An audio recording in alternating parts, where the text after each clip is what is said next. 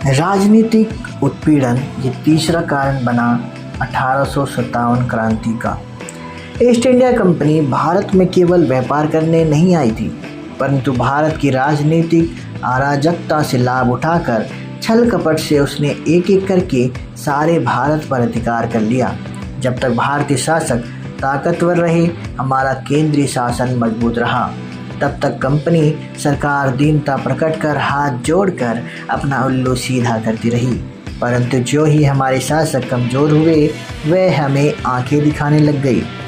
Company शासन अपने स्वार्थ में इतना अंधा हो गया कि अपने किए वायदे से भी वह मुकर गया। बंगाल, बिहार, अवध की मालगुजारी के लिए 56 लाख रुपए कंपनी ने मुग़ल सम्राट को देना मंजूर किया था, परंतु घटाते घटाते उसे 26 लाख कर दिया गया।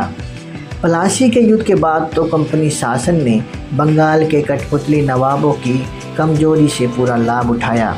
इतना ही नहीं, मुग़ल सम्राट बहादुर शाह की तौहीन करने में कंपनी ने कोई कसर नहीं रखी।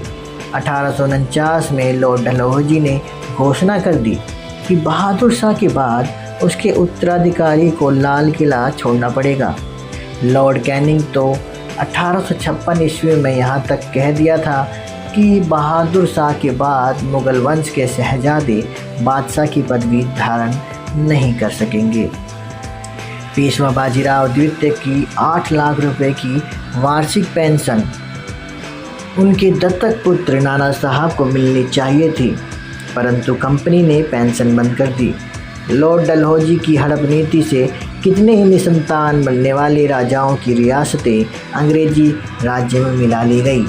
झांसी की रानी इस अन्याय को सहन न कर सकी और उन्होंने अंग्रेजी शासन के अन्याय के विरुद्ध अपनी तलवार उठाई। नवाबों पर झूठे आरोप लगाकर लॉर्ड डलहौजी ने अवध को अंग्रेजी राज्य में मिला लिया।